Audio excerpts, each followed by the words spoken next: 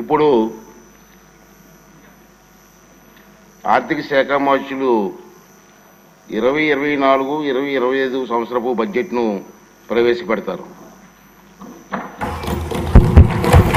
ధన్యవాదాలు అధ్యక్ష. 2024-25 ఆర్థిక సంవత్సరానికి గాను మన రాష్ట్ర వార్షిక బడ్జెట్ను మీ అనుమతితో గౌరవ సభ ముందు ఉంచుతున్నాను అధ్యక్ష. ఈరోజు నేను ప్రవేశపెడుతున్న బడ్జెట్ ప్రతిపాదనల ప్రాముఖ్యత అంకెలకు మించినది. మన రాష్ట్రాన్ని కాపాడాలని అపూర్వమైన తీర్పునిచ్చిన ప్రజల సంకల్పానికి ఇది ప్రతిబింబం.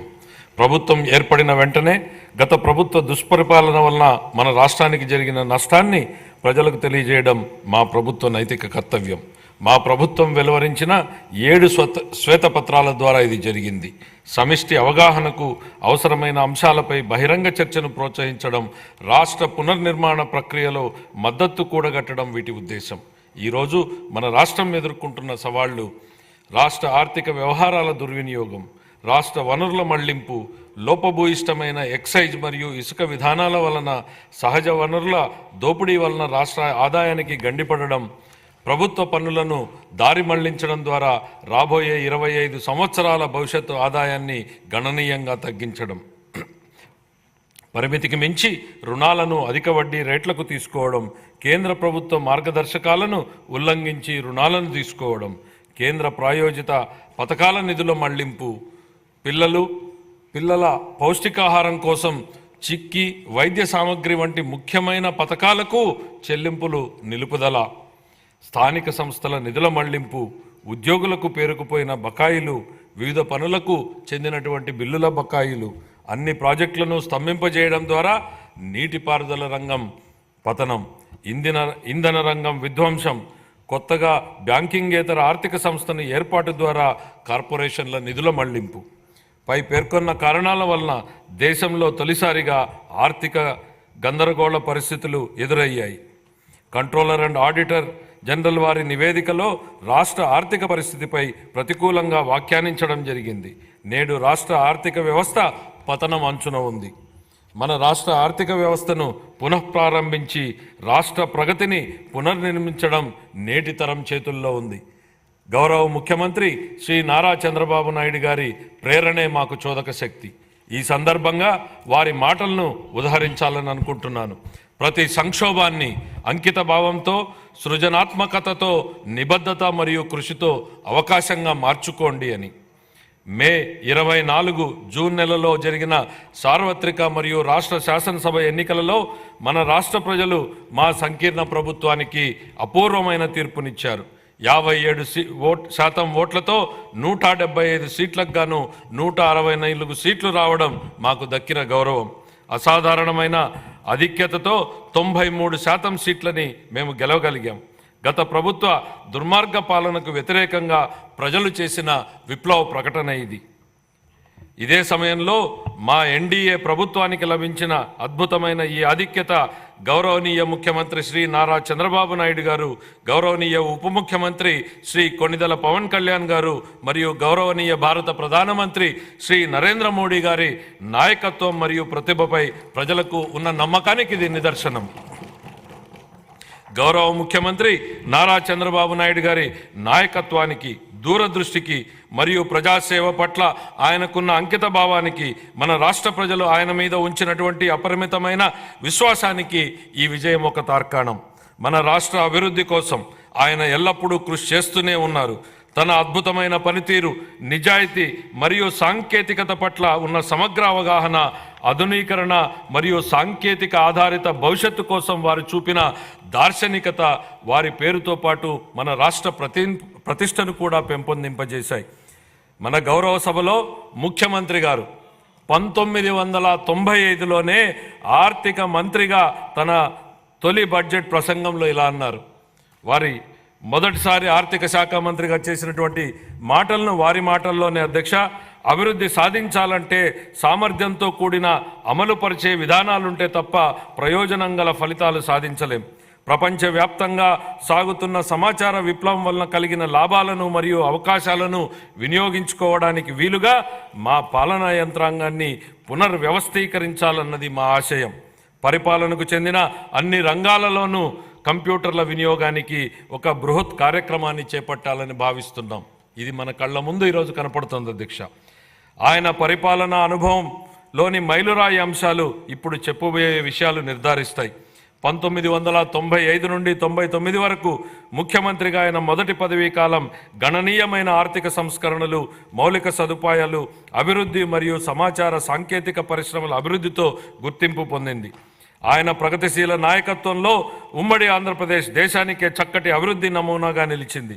ఉమ్మడి ఆంధ్రప్రదేశ్ రాష్ట్రాన్ని వ్యవసాయ ఆధారిత రాష్ట్రం నుంచి సాంకేతిక పరిజ్ఞానానికి మూల స్తంభంగా మరియు సమాచార సాంకేతిక సేవల కేంద్రంగా మార్చడంలో ఆయన కీలక పాత్ర పోషించారు.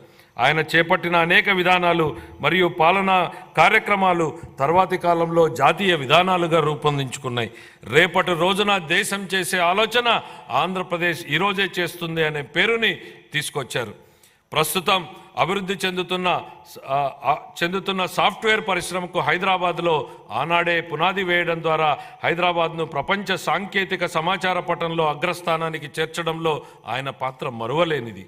ఇంజనీరింగ్ కళాశాలలు మరియు సమాచార సాంకేతిక రంగాలలో ఆయన చేసిన విధానపరమైన నిర్ణయాలు మన రాష్ట్ర ప్రజలకు ప్రపంచవ్యాప్తంగా అవకాశాలు కల్పించాయి.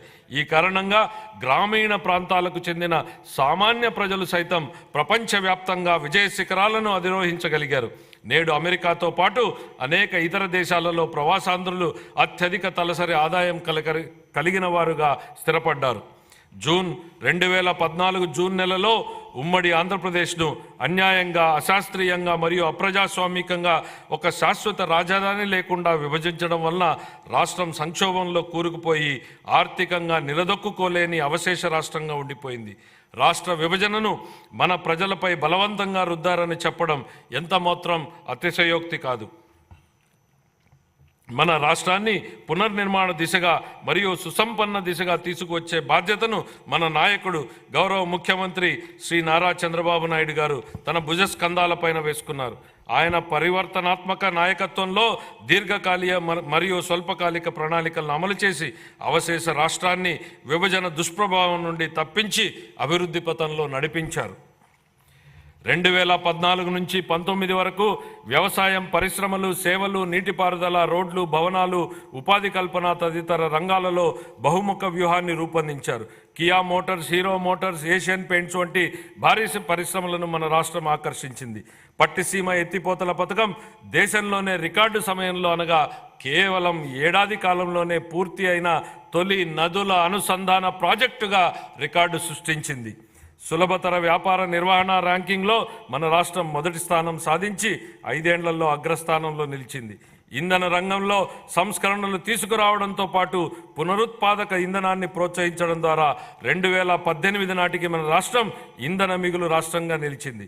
బహుముఖ వ్యూహం ఫలితంగా మన రాష్ట్రం సంక్షేమంతో కూడిన సుస్థిర ఆర్థికాభివృద్ధి పథకంలో పయనించింది.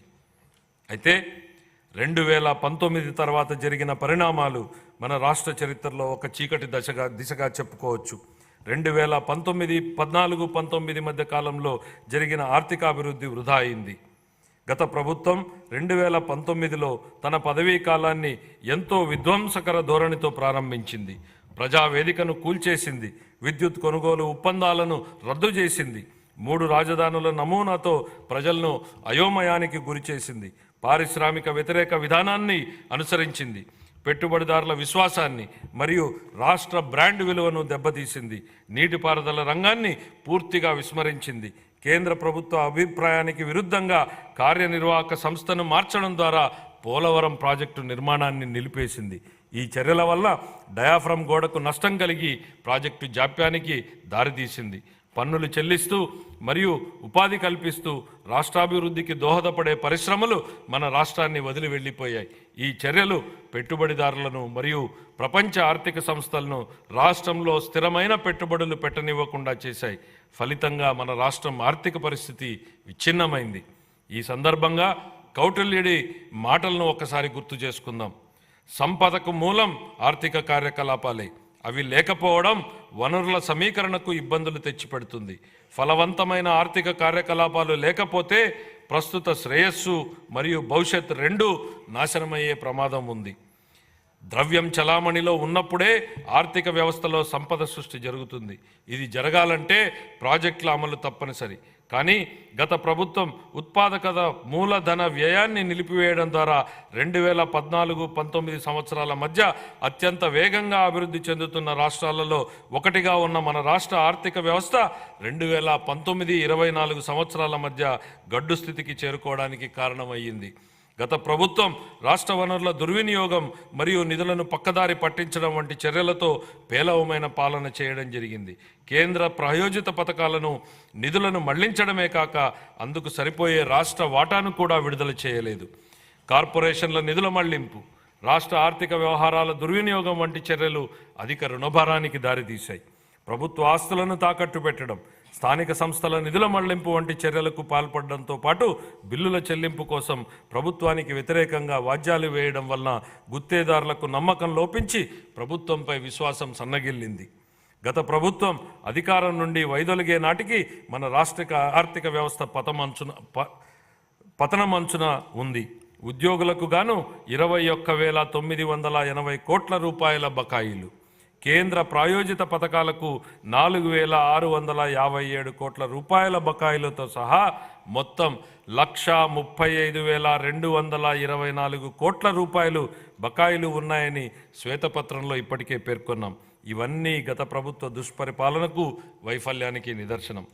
2019-24 సంవత్సరాల మధ్యకాలంలో నెలకొన్న పరిస్థితి చూస్తే మన రాష్ట్రం పటిష్టమైన ఆర్థిక సూత్రాలతో నడిచిందా, లేక వ్యక్తిగత ప్రయోజనాల కోసం లాభాపేక్షతో ఒక ప్రైవేటు సంస్థలాగా నడిచిందా అనే ప్రశ్న ఉత్పన్నమవుతుంది. గత ప్రభుత్వం ప్రజా సంక్షేమాన్ని పక్కన పెట్టి కేవలం ప్రైవేటు లాభం అనే భావనతోనే నడిచింది.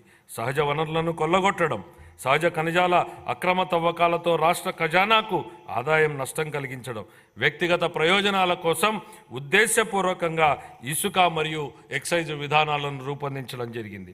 ఈ చర్యల వలన ఒకవైపు రాష్ట్ర ఆర్థిక వ్యవస్థ క్షీణించగా, మరొక వైపు అధిక పన్నులు మరియు దుష్పరిపాలన కారణంగా ప్రజల కష్టాలు మరింత పెరిగాయి. గత ప్రభుత్వం ప్రజాస్వామిక గొంతులను అణిచివేయడం మరియు ప్రజాస్వామ్య వ్యవస్థలను దెబ్బతీయడం వంటి కక్ష సాధింపు చర్యలకు పాల్పడింది. గత ప్రభుత్వ దుష్పరిపాలనకు వ్యతిరేకంగా వివేకవంతమైన ప్రజాస్వామిక నిర్ణయం తీసుకుని మరొకసారి రాష్ట్ర చరిత్రగతిని సవ్య దిశగా మార్చిన మన రాష్ట్ర ప్రజలకు కృతజ్ఞతలు తెలియజేసుకుంటున్నాం. మన రాష్ట్ర ప్రజలు విఘ్నతతో ఇచ్చిన తీర్పు 2024లో ఎన్డీఏ కూటమి తిరిగి అధికారంలోకి వచ్చేందుకు దోహదపడింది. శ్రీ నారా చంద్రబాబు నాయుడు గారు నేడు రెట్టించిన ఉత్సాహంతో మరియు దృఢ సంకల్పంతో ఉన్నారు. స్వర్ణాంధ్రప్రదేశ్ విజన్కు 2024 సంవత్సరం ఒక మైలురాయి వంటిది.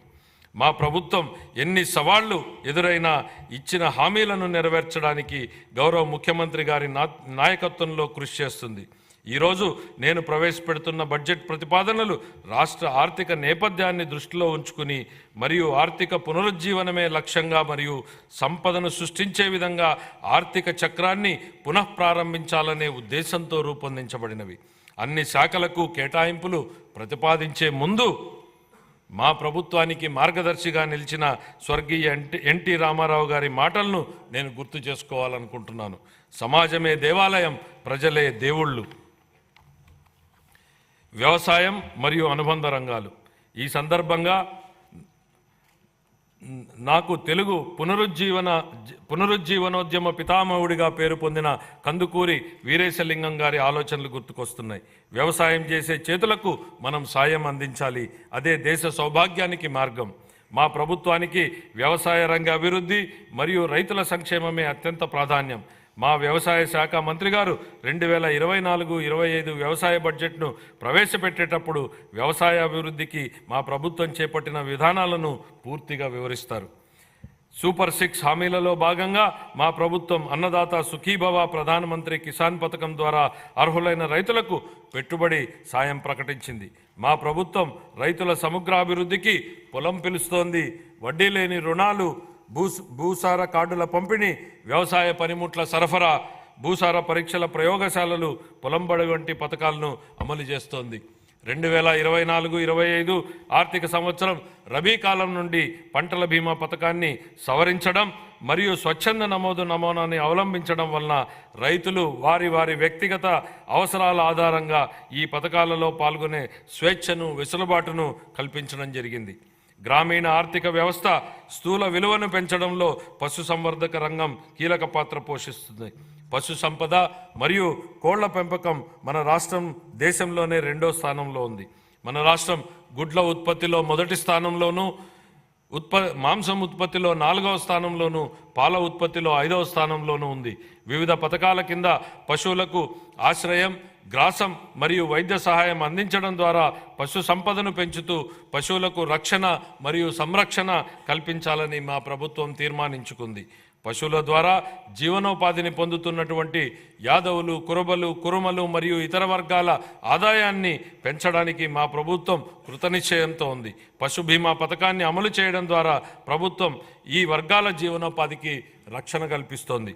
సాంప్రదాయ మత్స్యకారుల చేపల చెరువులను లీజుకు తీసుకోకుండా గత ప్రభుత్వం ఉత్తర్వులను జారీ చేసింది. దశాబ్దాలుగా చేపల చెరువులపై ఆధారపడి జీవనం సాగిస్తున్న మత్స్యకారుల ప్రయోజనాలను పరిరక్షించడానికి మా ప్రభుత్వం ఆ ఉత్తర్వులను ఉపసంహరించింది. 23,000 చేపలకు, వేటకు అనువైన బోట్లకు మా ప్రభుత్వం రాయితీపై డీజిల్ను అందిస్తోంది. వ్యవసాయ మరియు అనుబంధ రంగాలను ప్రోత్సహించడంలోనూ, గ్రామీణ ప్రాంతాల అభివృద్ధిలోనూ సహకార రంగం కీలక పాత్రను పోషించే సామర్థ్యాన్ని కలిగి ఉంది. ప్రాథమిక వ్యవసాయ పరపతి సంఘాలను కంప్యూటరీకరణ చేయడం ద్వారా బలోపేతం చేసి రైతులకు ఆర్థిక సమీకరణను పెంచడం జరుగుతుంది. 2024-25 ఆర్థిక సంవత్సరంలో వ్యవసాయ మరియు అనుబంధ రంగాలకు 11,855 కోట్ల రూపాయల కేటాయింపును ప్రతిపాదిస్తున్నాను. సంక్షేమం. మన గౌరవ ముఖ్యమంత్రి గారు సంక్షేమం గురించి ఇలా అంటుంటారు: ప్రజలు ఎల్లప్పుడూ సంక్షేమం మరియు అభివృద్ధి, సుపరిపాలనను కోరుకుంటారు. వాటిని అందిస్తున్నంత కాలం ప్రజలు మనతోనే ఉంటారు. సంక్షేమం మరియు అభివృద్ధిని సమతుల్యం చేయాలనే విశ్వాసం 3 దశాబ్దాల కింద 1995లో ఉమ్మడి ఆంధ్రప్రదేశ్ రాష్ట్ర ఆర్థిక మంత్రిగా ఆయన చేసిన తొలి బడ్జెట్ ప్రసంగం నుంచే మనకు స్పష్టమవుతుంది అధ్యక్ష.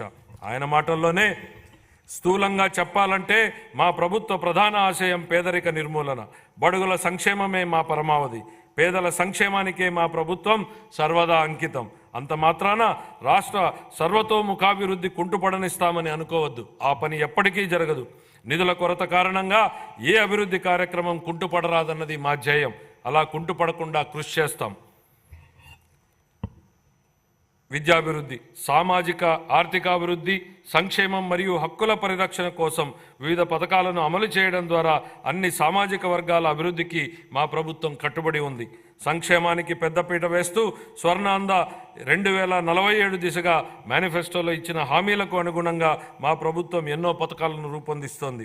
మేనిఫెస్టోలో ఇచ్చిన హామీ మేరకు అధికారం చేపట్టిన వెంటనే సామాజిక భద్రత పెన్షన్ను 3,000 రూపాయల నుండి 4,000కు పెంచడం జరిగింది. ఎన్టీఆర్ భరోసా పెన్షన్ పథకం ద్వారా 64,38,000 మంది పెన్షన్దారులకు నెలకు 4,000 నుండి 15,000 రూపాయల వరకు పెన్షన్లు అందుతున్నాయి. మా ప్రభుత్వం అధికారంలోకి వచ్చిన మొదటి నెలలోనే ఎన్టీఆర్ భరోసా పథకం కింద 4,400 కోట్ల రూపాయలు, అలాగే 24 జూన్ నుండి ఇప్పటి వరకు మొత్తం 15,218 కోట్ల రూపాయలు విడుదల చేయబడ్డాయి. కళాశాలల నుండి ధృవపత్రాలు పొందేందుకు విద్యార్థులకు ఇబ్బందులు తలెత్తకుండా ఉండేందుకు మెట్రిక్ అనంతర ఉపకార వేతనాలను నేరుగా కళాశాల ఖాతాలలోకే విడుదల చేస్తోంది. గత ప్రభుత్వం మిగిల్చిన పెండింగ్ ఫీజు రీయింబర్స్మెంట్ బకాయిలను కూడా దశల వారీగా విడుదల చేసేందుకు ప్రయత్నాలు జరుగుతున్నాయి. మా ప్రభుత్వ పథకాలు మాలదాసరి, మాదిగ, రెల్లి, అరుంధతీయ మరియు ఇతర షెడ్యూల్డ్ కులాల వర్గాలకు మేలు చేస్తాయి. రజకులు, దూదేకులు, నాయీ బ్రాహ్మణుల వంటి సాంప్రదాయ వృత్తి సమూహకాలకు ఆధునిక వృత్తి పద్ధతుల ద్వారా వారి జీవనోపాధిని పెంపొందించడానికి ఆర్థిక సహాయం అందించాలని ప్రతిపాదించబడింది. సాంప్రదాయకంగా నైపుణ్యం కలిగిన నేత కార్మికులకు వారి నైపుణ్యాలను మెరుగుపరచడానికి వీలుగా ఆర్థిక సహాయం కూడా అందించడం జరుగుతోంది. మా ప్రభుత్వ పథకాలు వడ్డెర, వాల్మీకి, గౌడ, కళింగ, గవర, పద్మశాలి, బెస్త, సగర, ఉప్పర వంటి వెనుకబడినటువంటి తరగతులకు లబ్ధి చేకూరుస్తాయి. షెడ్యూల్ తెగల కుటుంబాలకు సాధికారతకు మా ప్రభుత్వం పూర్తిగా కట్టుబడి ఉంది. గిరిజన వర్గాల సంక్షేమం కోసం పోస్ట్ మెట్రిక్ ఉపకార వేతనాలు, ఆర్టీఎఫ్, ఎంటీఎఫ్, అంబేద్కర్ విద్యానిధి మొదలైన ముఖ్య పథకాలను అమలు చేయడం జరుగుతోంది. గిరిజన ప్రాంతాలలో మౌలిక సదుపాయాల అంతరాలను పూడ్చడంతో పాటు నాణ్యమైన విద్య, పౌష్టిక ఆహారం మరియు ఆరోగ్య సంరక్షణ మరియు గిరిజన వర్గాల ఆర్థికాభివృద్ధిపై కూడా మా ప్రభుత్వం ప్రత్యేక దృష్టిని సారించనుంది. వివిధ పథకాల ద్వారా అల్పసంఖ్యాక వర్గాలకు ఆర్థిక కార్యకలాపాలలోనూ మరియు ఉపాధి కల్పించడంలోనూ సమాన భాగస్వామ్యం లభించేలా మా ప్రభుత్వం చూస్తోంది. వారి విదేశీ విద్యకు, అలాగే ఇమాంలకు, మౌజంలకు మరియు పాస్టర్లకు ప్రోత్సాహకాలు ఇవ్వాలని ప్రతిపాదించడం జరిగింది.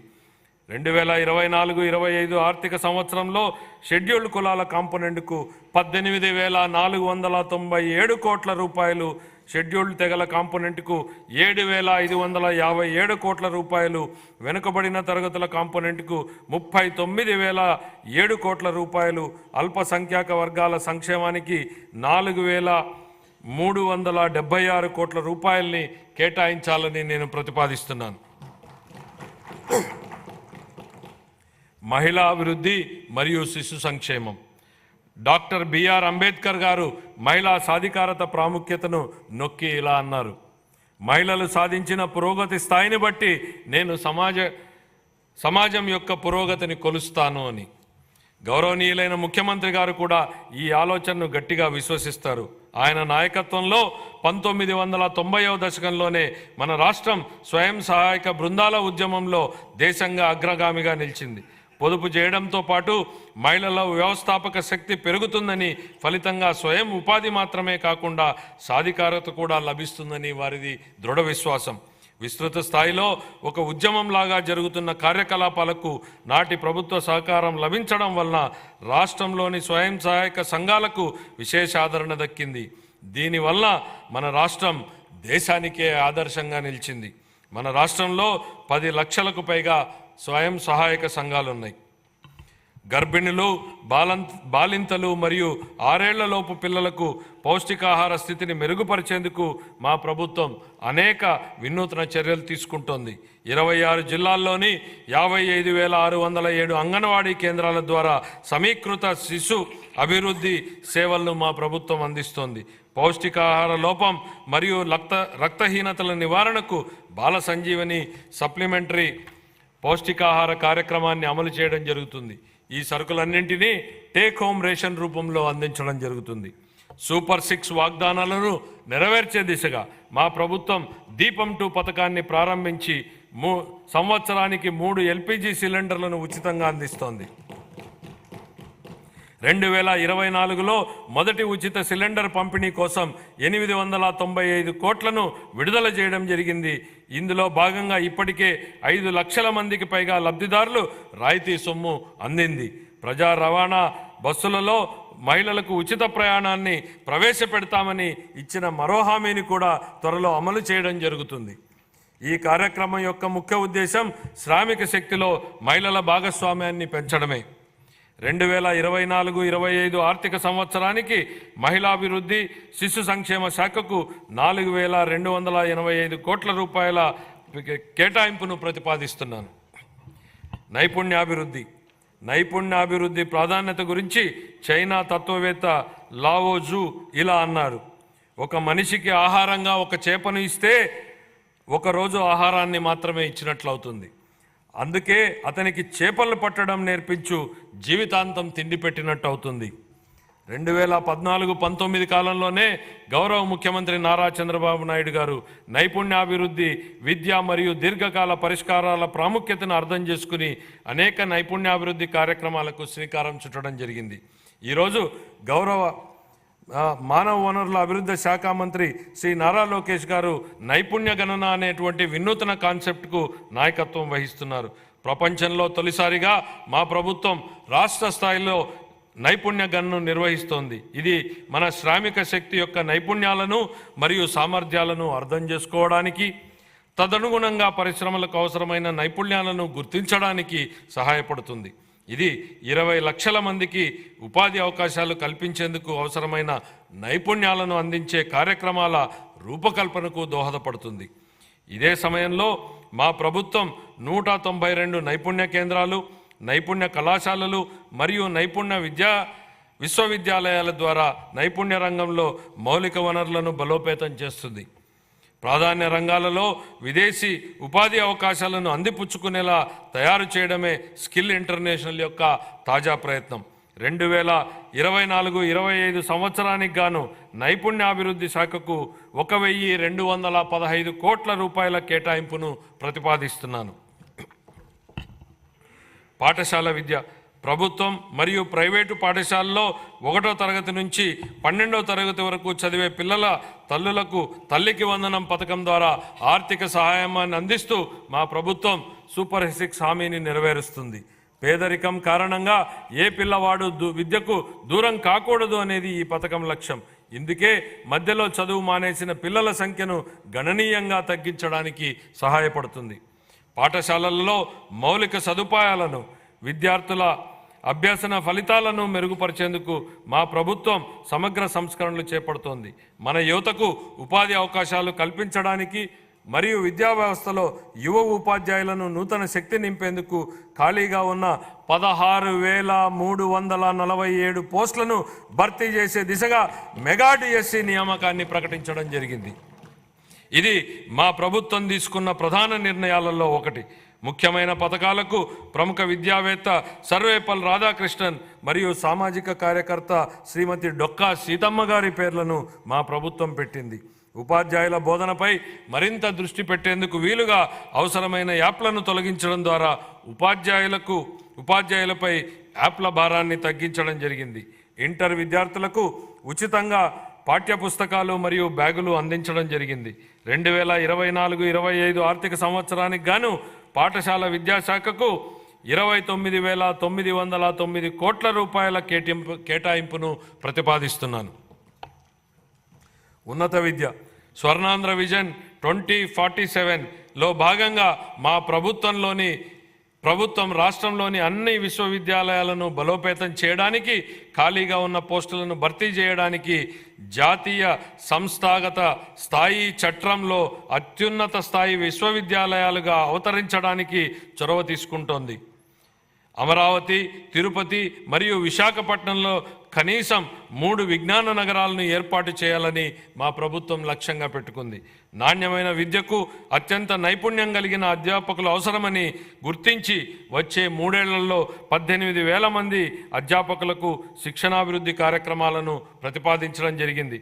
2024 డిసెంబర్ నుండి 2.5 లక్షల మందికి పైగా విద్యార్థులకు వృత్తి శిక్షణను సులభతరం చేయడానికి Nasscom, future skills, EduSkills, Salesforce, Microsoft వంటి ప్రతిష్టాత్మక సంస్థలతో మా ప్రభుత్వం అవగాహన ఒప్పందాలను కుదుర్చుకుంది.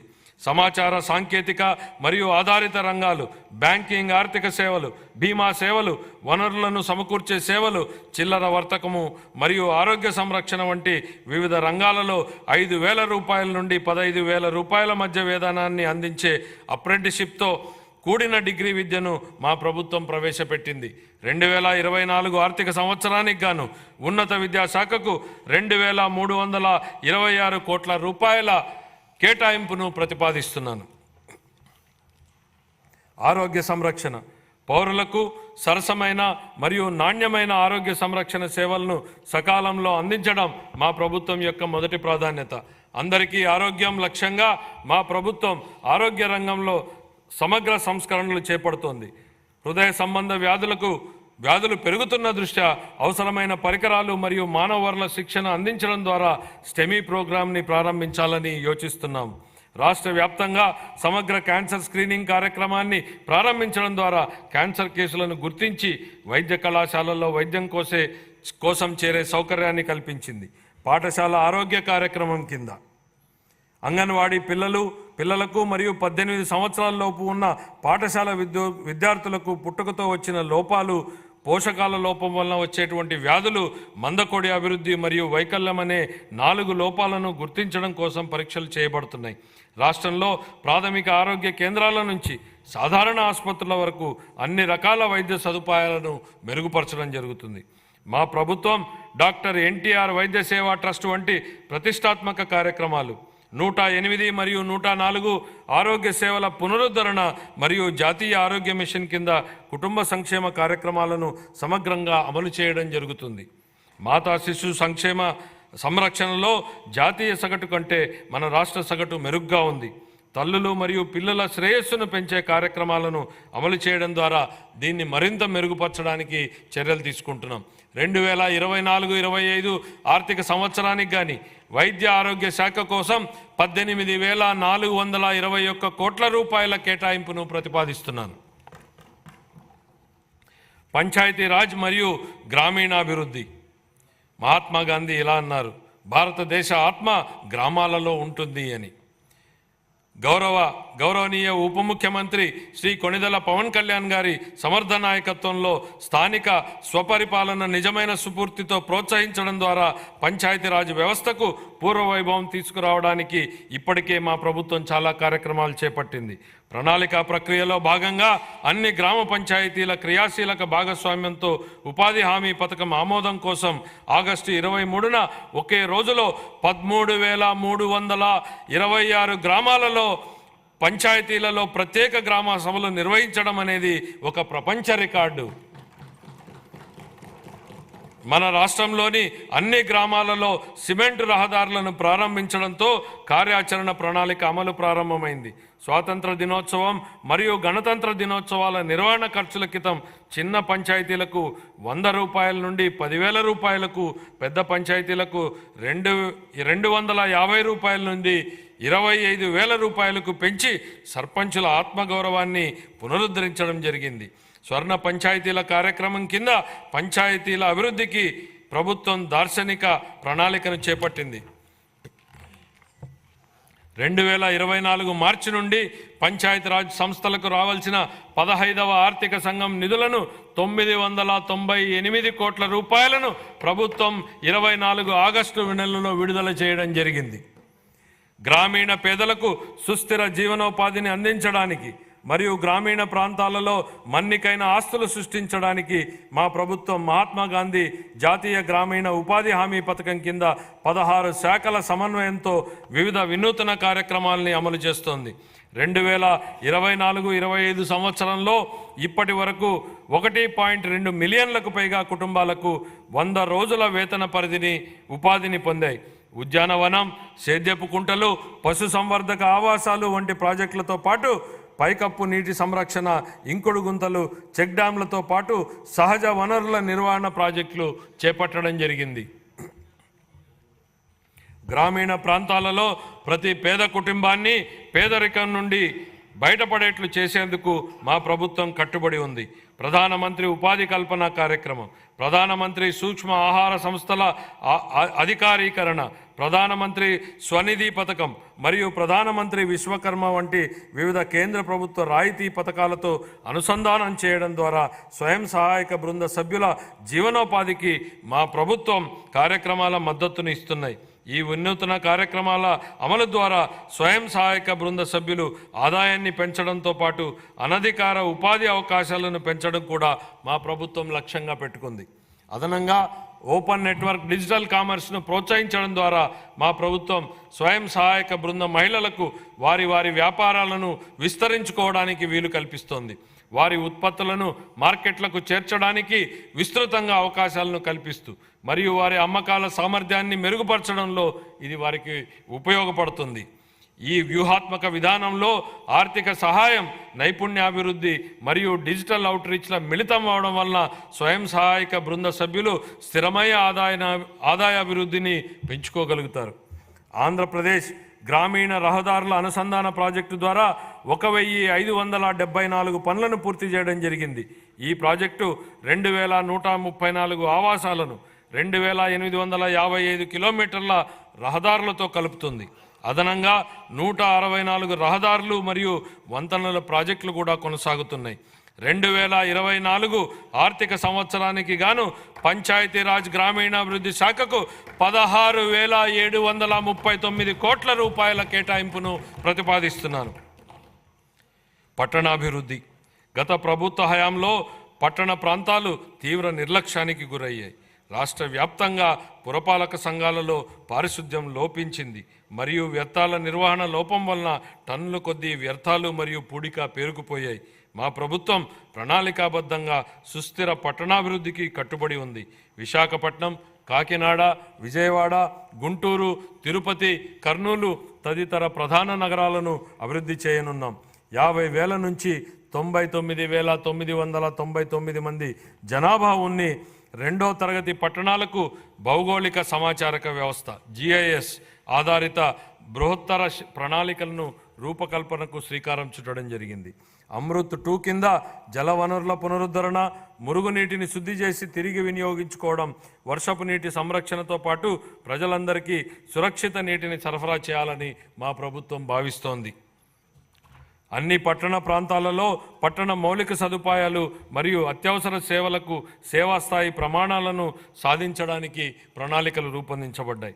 5 ఏళ్లుగా కనుమరుగైన రాష్ట్ర కళల రాజధాని అమరావతి నేడు రూపుదిద్దుకుంటోంది.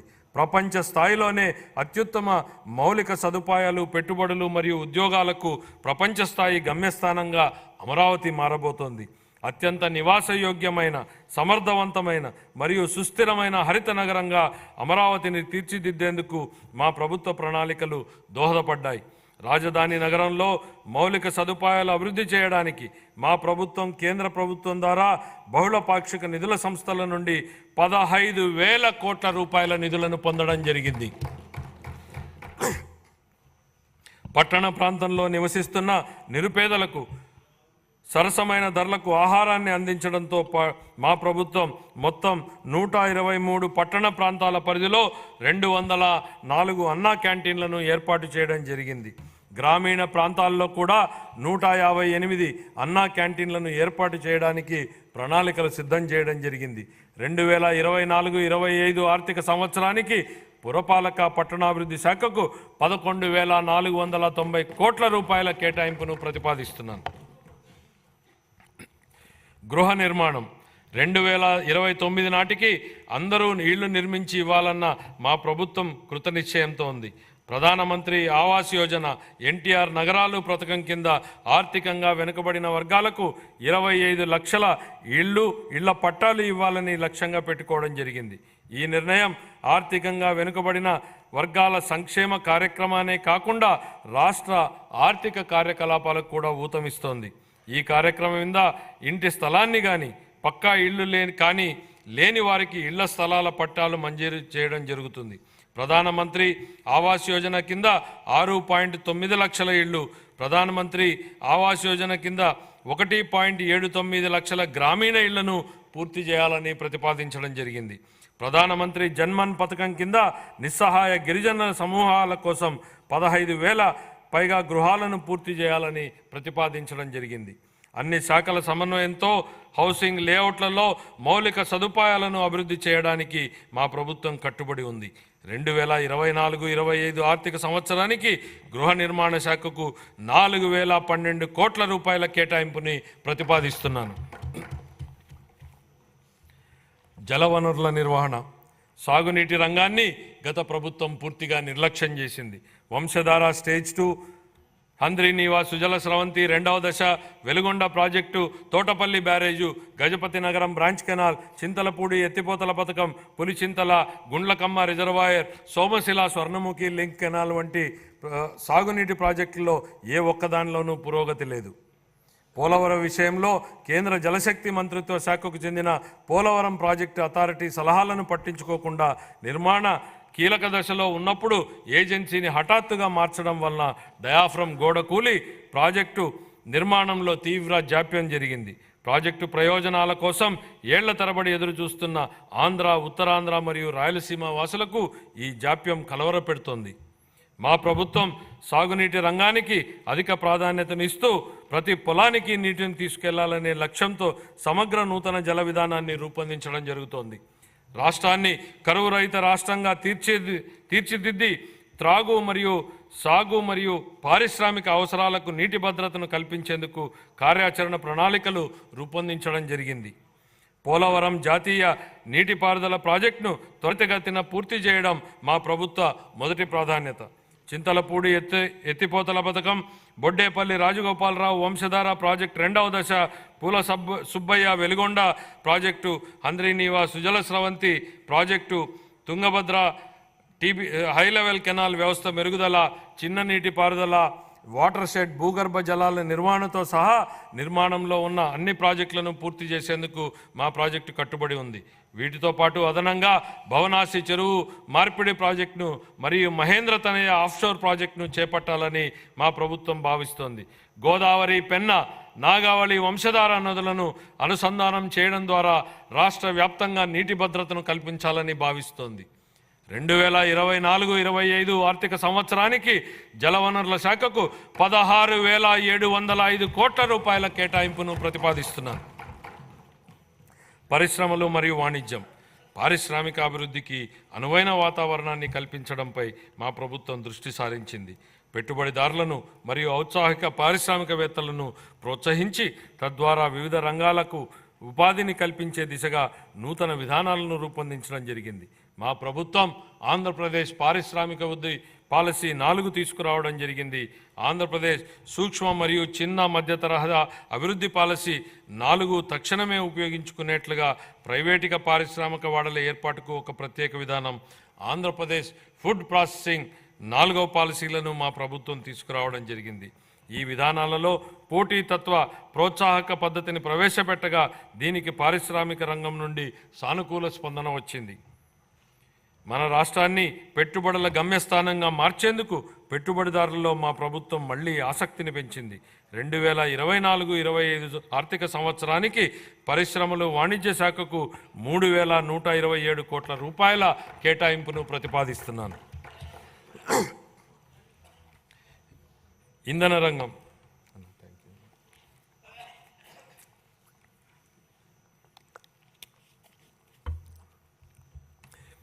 గత ప్రభుత్వ విధ్వంస చర్యల ఫలితంగానే ఇంధన రంగం నాశనమైంది. గత ప్రభుత్వం ప్రమాణ స్వీకారోత్సవ వేదిక నుండే విద్యుత్ కొనుగోలు ఒప్పందాలను రద్దు చేస్తున్నట్లు ప్రకటించడం ద్వారా ఈ విధ్వంసం ప్రారంభమైంది.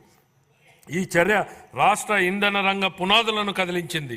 అంతేకాక ఇంధన రంగ విస్తరణ ప్రణాళికలను విచ్ఛిన్నం చేయడం ద్వారా విద్యుత్ కొరతకు కారణమయ్యింది. తత్ఫలితంగా అధిక ధరలతో విద్యుత్తును కొనుగోలు చేయాల్సి వచ్చింది. అంతిమంగా గత ప్రభుత్వాల తప్పిదాల వల్ల నేడు వినియోగదారులకు ట్రూ అప్ ఛార్జీల పేరుతో విద్యుత్ కోసం అధిక ధరకు చెల్లించాల్సి వస్తోంది. ఈ నష్టాన్ని పూడ్చడానికి వినియోగదారులకు తక్కువ ఖర్చుతో వారంలో అన్ని రోజులు 24 గంటల పాటు నిరంతరాయమైన నాణ్యమైన విద్యుత్తును సరఫరా చేయడానికి మా ప్రభుత్వం కట్టుబడి ఉంది. రాష్ట్రంలో సుస్థిరత, ఇంధన పరివర్తన మరియు క్లీన్ ఎనర్జీ సాంకేతికతలను ప్రోత్సహించేందుకు నూతన సమగ్ర ఆంధ్రప్రదేశ్ సమీకృత క్లీన్ ఎనర్జీ విధానం 2024ను ప్రకటించడం జరిగింది. పునరుత్పాదక ఇంధనం, పంప్డ్ స్టోరేజ్ పవర్, హరిత హైడ్రోజన్ మరియు దాని ఉత్పన్నాలను ప్రోత్సహించడానికి కొత్త విధానం మార్గాన్ని సుగమం చేస్తుంది. అంతేకాక రాష్ట్రాన్ని పెట్టుబడులు ఆకర్షించే గమ్యస్థానంగా కూడా మారుస్తుంది. మా ప్రభుత్వం ఆక్వా రైతులకు తక్కువ ధరకే విద్యుత్తును సరఫరా చేస్తూ షెడ్యూల్డ్ కులాలు మరియు షెడ్యూల్డ్ తెగల వారి కాలనీలో ప్రతి ఇంటికి నెలకు 400 యూనిట్ల విద్యుత్తును అందిస్తోంది. దోబీఘాట్లకు అలాగే దారిద్ర్య రేఖకు దిగువనున్న రజక సామాజిక వర్గం వారు నిర్వహిస్తున్న లాండ్రీలకు, దారిద్ర్య రేఖకు దిగువనున్న నాయీ బ్రాహ్మణులు చౌరశాలలకు, దారిద్ర్య రేఖకు దిగువనున్న స్వర్ణకారుల దుకాణాలకు, దారిద్ర్య రేఖకు దిగువనున్న అత్యంత వెనుకబడిన కులాలకు మరియు చేనేత కార్మికులకు ఉచితంగా లేదా రాయితీపై విద్యుత్ అందించబడుతోంది. 2024-25 ఆర్థిక సంవత్సరానికి గాను ఇంధన శాఖకు 8,207 కోట్ల రూపాయల కేటాయింపును ప్రతిపాదిస్తున్నాను. రవాణా మరియు రోడ్లు మరియు భవనాలు, రహదారుల నిర్వహణ మరియు మరమ్మతుల విషయంలో గత పాలకులు నిర్లక్ష్యం వహించడంతో పాటు రాష్ట్రంలో రహదారుల కంటే గుంతలే ఎక్కువగా ఉన్నాయి. ఏళ్ల తరబడి నడుస్తున్న మౌలిక సదుపాయాల పురోగతికి విఘాతం కలిగింది. ఒకప్పుడు 2019 నాటికి నాణ్యమైన రహదారుల అనుసంధానం ఉన్న రాష్ట్రం 2024 నాటికి గుంతలమైన గుంతలమయమైన రహదారులతో సతమతమవుతోంది. సంక్రాంతి నాటికి రాష్ట్రంలో అన్ని రహదారులు గుంతలు లేకుండా ఉండాలనే లక్ష్యంతో మన గౌరవ ముఖ్యమంత్రి గారు గుంతలు లేని రహదారుల ఆంధ్రప్రదేశ్ అనే మిషన్కు శ్రీకారం చుట్టారు. వీటి పునర్నిర్మాణ ప్రయత్నాలు జరుగుతున్నాయి. అనుసంధానతను మరింత బలోపేతం చేయడానికి గతిశక్తి కార్యక్రమానికి అనుగుణంగా రాష్ట్ర రహదారి మౌలిక సదుపాయాలను జాతీయ గ్రిడ్తో మా ప్రభుత్వం అనుసంధానం చేస్తోంది. Amaravati outer ring road project గత ప్రభుత్వ హయాంలో నిలిచిపోయింది. 189 కిలోమీటర్ల పొడవైన Amaravati outer ring road express way పునరుద్ధరణకు కేంద్ర ప్రభుత్వం ఆమోదం తెలిపింది. ఈ ప్రాజెక్టు రాజధానిని రాష్ట్రంలో ఇతర ప్రాంతాలతో అనుసంధానం చేస్తుంది. ఈ ప్రాజెక్టు మన రాష్ట్రంలో ప్రాంతీయ అనుసంధానతను మరియు ఆర్థికాభివృద్ధిని పెంపొందిస్తుంది. మన రాష్ట్రంలో 687 కిలోమీటర్ల మేర 6 వరుసల జాతీయ రహదారి ప్రాజెక్టు పనులను ఎంతో పురోగతిలో ఉన్నాయి. వీటిలో బెంగళూరు, కడప, విజయవాడ, రాయపూర్, విశాఖపట్నం, చిత్తూరు, తాడ్చూరు, రేణిగుంట, నాయుడుపేట, విజయవాడ పశ్చిమ బైపాస్, నాయుడుపేట, తూర్పు కనుపూరు వంటి ముఖ్యమైన రహదారులు ఉన్నాయి. వీటితో పాటు 4 వరుసల జాతీయ రహదారులైన హైదరాబాద్, విశాఖపట్నం, బెంగళూరు, చెన్నై ఎక్స్ప్రెస్ రహదారుల్లో 165 కిలోమీటర్ల మేర పనులు పురోగతిలో ఉన్నాయి. న్యూ డెవలప్మెంట్ బ్యాంక్ ఆర్థిక సహకారంతో మండల అనుసంధాన మరియు గ్రామీణ అనుసంధానత అభివృద్ధి ప్రాజెక్టు మరియు ఆంధ్రప్రదేశ్ రహదారులు, వంతెనల పునర్నిర్మాణ ప్రాజెక్టులను మా ప్రభుత్వం అమలు చేస్తుంది. ఈ ప్రాజెక్టులను జిల్లా ప్రధాన కేంద్రాలు మరియు మండల కేంద్రాల మధ్య, అదేవిధంగా అన్ని మండల కేంద్రాల మధ్య 2 వరుసల రహదారుల అనుసంధానతను కల్పించడానికి 2522 కిలోమీటర్ల రహదారులను ఈ పరిధిలోకి తీసుకువస్తాము.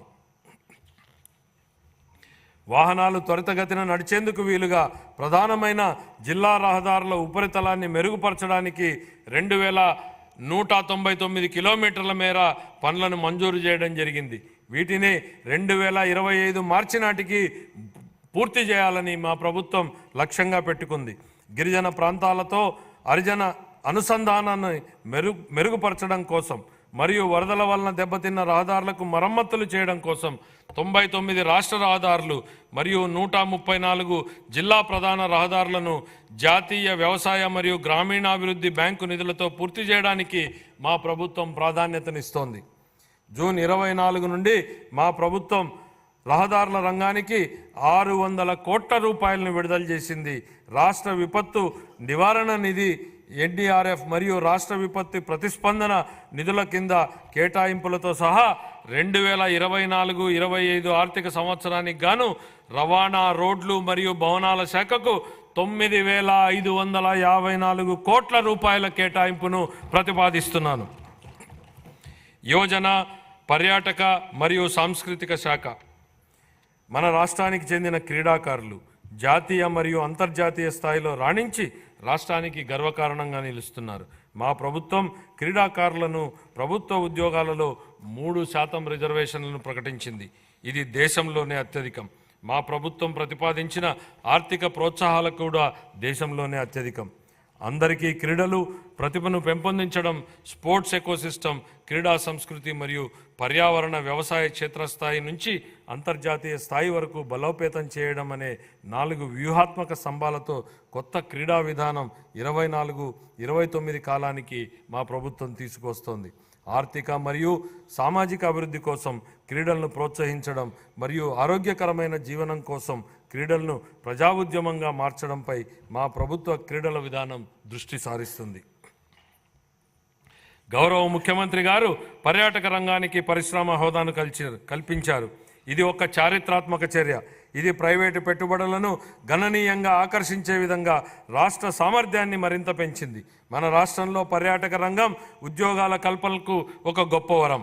ఆధ్యాత్మిక పర్యాటక రంగాన్ని ప్రోత్సహించడం ద్వారా పర్యాటక రంగాన్ని అభివృద్ధి చేయడానికి మా ప్రభుత్వం ప్రణాళికలు రూపొందిస్తోంది.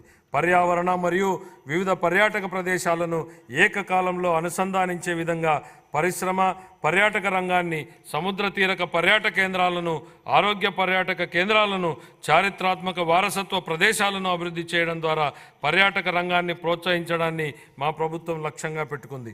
2024-25 ఆర్థిక సంవత్సరానికి యువజన పర్యాటక మరియు సాంస్కృతిక శాఖకు 322 కోట్ల రూపాయల కేటాయింపును ప్రతిపాదిస్తున్నాం. పోలీసు శాఖ గత 5 ఏళ్లలో పోలీసు శాఖను నిర్లక్ష్యం చేయడం వలన ఆ శాఖ నైతిక స్థైర్యం మరియు నిర్వహణ సామర్థ్యం తీవ్రంగా దెబ్బతిన్నాయి. ముఖ్యంగా తగినన్ని అలవెన్సులు చెల్లించకపోవడం వలన మరియు ఉద్యోగుల బకాయిలను చెల్లించకపోవడం వలన పోలీసు శాఖ ఉద్యోగుల్లో తీవ్ర ఇబ్బందులకు గురి అయ్యారు. వాహనాల లభ్యత తక్కువగా ఉండడం, గస్తీ వాహనాలకు నిర్వహణ లేకపోవడం మరియు పోలీసు బలగాలను తక్కువ వనరులతో నడిపించడం వలన వారు ఎంతో ఒత్తిడికి లోనయ్యారు. ఇది ప్రజా అవసరాల కోసం మరియు వేగంగా మరియు సమర్థవంతంగా స్పందించే వారి సామర్థ్యానికి ఆటంకం కలిగించింది. సీసీ కెమెరాల నిర్వహణ వంటి సాధారణ పనులకు కూడా గత ప్రభుత్వం నిధులను అవసరమైన మేరకు విడుదల చేయలేదు. ఈ క్లిష్టమైన సమస్యలను గుర్తించిన మా ప్రభుత్వం ఆధునీకరణ మరియు సమకాలీన సవాళ్లకు ధీటుగా పోలీస్ శాఖను సన్నద్ధం చేయడంపై దృష్టి సారించి ఈ శాఖ సామర్థ్యాలను పునరుద్ధరించడానికి మరియు పెంచడానికి నిర్ణయాత్మక చర్యలు చేపట్టింది. నూతన వాహనాలు మరియు అధునాతన పరికరాల కొనుగోలుకు, మౌలిక వసతుల కల్పనకు, పోలీసు బలగాల ఆధునీకరణకు మా ప్రభుత్వం 62 కోట్ల రూపాయల నిధులను ఇప్పటికే విడుదల చేసింది. పోలీసు శాఖకు పూర్వ వైభవాన్ని తీసుకురావడానికి గౌరవ ముఖ్యమంత్రి గారు సమూల మార్పునకు ఆమోదం తెలిపారు. శ్రీకాకుళం, చిత్తూరు, ప్రకాశం మరియు రాజమహేంద్రవరాలలో కొత్తగా ప్రత్యేక 4 పోలీస్ బెటాలియన్లను ఏర్పాటు చేయడం జరుగుతుంది. అంతేకాక 300 మంది మహిళా సహాయక డెస్కులను మరియు సైబర్ నేరాలను అరికట్టడానికి ప్రతి జిల్లాలో సైబర్ పోలీస్ స్టేషన్లను కూడా ప్రత్యేకంగా ఏర్పాటు చేయడం జరుగుతుంది. మాదక ద్రవ్యాల కేసులో సత్వర పరిష్కారానికి రాష్ట్ర వ్యాప్తంగా 13 ఫాస్ట్ ట్రాక్ NDPS కోర్టులను ఏర్పాటు చేస్తున్నాం. ఆధునీకరించబడిన మరియు తక్షణమే ప్రతిస్పందించగలిగే సమర్థవంతమైన పోలీస్ దళాలను పునర్నిర్మించే దిశగా చేపట్టిన ఈ చర్యలను మా ప్రభుత్వ నిబద్ధతను సూచిస్తాయి. గత ప్రభుత్వ హయాంలో యువత గంజాయి వాడకం విపరీతంగా పెరిగింది. ఆ సమయంలో దేశంలో పట్టుబడిన మాదక ద్రవ్యాల మూలాలు మన రాష్ట్రంలో ఉండడం సిగ్గుచేటు.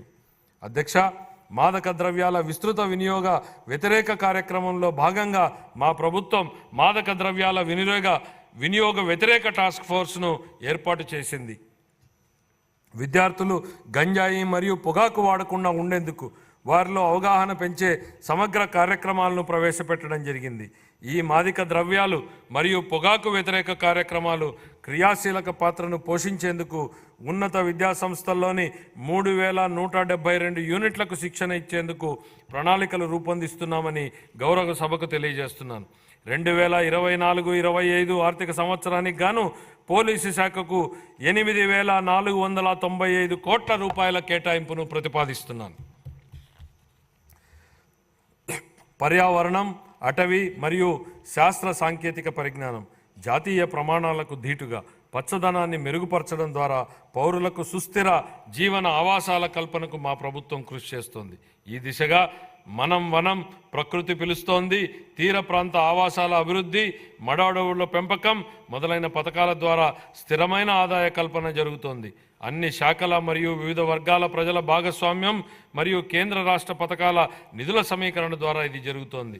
పరిశుభ్రమైన మరియు ఆరోగ్యకరమైన నగరాల కోసం బహిరంగ ప్రదేశాలలో పచ్చదనాన్ని ఇచ్చే నగర వనాలను నిర్వహించడం మరియు విస్తరించడం ద్వారా వాతావరణ మార్పులను తట్టుకునే నగరాలను అభివృద్ధి చేయడానికి నగర వనం పథకాన్ని మా ప్రభుత్వం అమలు చేస్తోంది. 2024-25 ఆర్థిక సంవత్సరానికి గాను పర్యావరణ, అటవీ, శాస్త్ర సాంకేతిక శాఖకు 687 కోట్ల రూపాయల కేటాయింపును ప్రతిపాదిస్తున్నాను. 2022-23 ఖాతాలు. ఆంధ్రప్రదేశ్ అకౌంటెంట్ జనరల్ వారు ఖరారు చేసిన ఆర్థిక లెక్కల ప్రకారం 2022-23 ఆర్థిక సంవత్సరానికి గాని రెవెన్యూ లోటు 43,488 కోట్ల రూపాయలు మరియు ద్రవ్యలోటు 52,509 కోట్ల రూపాయలుగా చెప్పడం జరిగింది. రెవెన్యూ లోటు మరియు ద్రవ్యలోటు వరుసగా 3.3% గాను 3.98% గాను ఉన్నాయి. 2023-24కు సవరించిన అంచనాల ప్రకారం 2023-24 ఆర్థిక సంవత్సరానికి రెవెన్యూ వ్యయం 2,12,450 కోట్ల రూపాయలు కాగా మూలధన వ్యయం 23,330 కోట్ల రూపాయలు. 2023-24 ఆర్థిక సంవత్సరంలో రెవెన్యూ లోటు దాదాపు 38,682 కోట్ల రూపాయలు కాగా ఇదే కాలానికి ద్రవ్యలోటు దాదాపు 62,720 కోట్ల రూపాయలు. ఇది రాష్ట్ర స్థూల దేశీయ ఉత్పత్తిలో వరుసగా 2.65% మరియు 4.3% ఉన్నాయి. 2024-25 బడ్జెట్ అంచనాలు. 2024-25 ఆర్థిక సంవత్సరానికి నేను 2,94,427.25 కోట్ల రూపాయల వ్యయాన్ని ప్రతిపాదిస్తున్నాను. ఇందులో రెవెన్యూ వ్యయం అంచనా 2,35,916.99 కోట్ల రూపాయలు మరియు మూలధన వ్యయం అంచనా 32,712.84 కోట్ల రూపాయలు. ఇదే కాలానికి రెవెన్యూ లోటు 34,743.38 కోట్ల రూపాయలు మరియు ద్రవ్యలోటు 68,742.65 కోట్ల రూపాయలుగా ప్రతిపాదిస్తున్నాను. రాష్ట్ర స్థూల దేశీయ ఉత్పత్తిలో రెవెన్యూ లోటు 4.19% మరియు ద్రవ్యలోటు 2.12% ఉండవచ్చు. ముగింపు. నేను ముందే చెప్పినట్టుగా మన రాష్ట్ర ప్రగతి పునఃప్రారంభానికి మరియు పునర్నిర్మాణానికి ఈ బడ్జెట్ ఒక తొలిమెట్టు. తమ కుటుంబాలలోని ప్రతి ఒక్కరికి ఆరోగ్యం, విద్య, జ్ఞానం, నైపుణ్యం మరియు సంపదలు కలగాలని ప్రతి కుటుంబం కూడా కలలు కంటుంది. ఈ కలలు సాకారం అవ్వడానికి మా ప్రభుత్వం కట్టుబడి ఉంది. మన రాష్ట్ర ప్రజలు వారి ఆశలు నెరవేర్చుకునేటందుకు అపూర్వమైన తీర్పునిచ్చారు. ప్రజలు మేమిచ్చిన హామీలపై నమ్మకం ఉంచారు. ఈ హామీలను నిలబెట్టుకోవాల్సినటువంటి బాధ్యత మా ప్రభుత్వంపై ఉంది. మా ప్రభుత్వం ముందున్న ఈ సవాళ్లను గౌరవ ముఖ్యమంత్రి గారి నాయకత్వంలో మేము అధిగమించగలమని విశ్వసిస్తున్నాం. స్వర్ణాంధ్రలో జీవించాలనే ప్రజల ఆశలను సాకారం చేయడానికి మా ప్రభుత్వ నిబద్ధతను పునరుద్ఘాటిస్తున్నాను.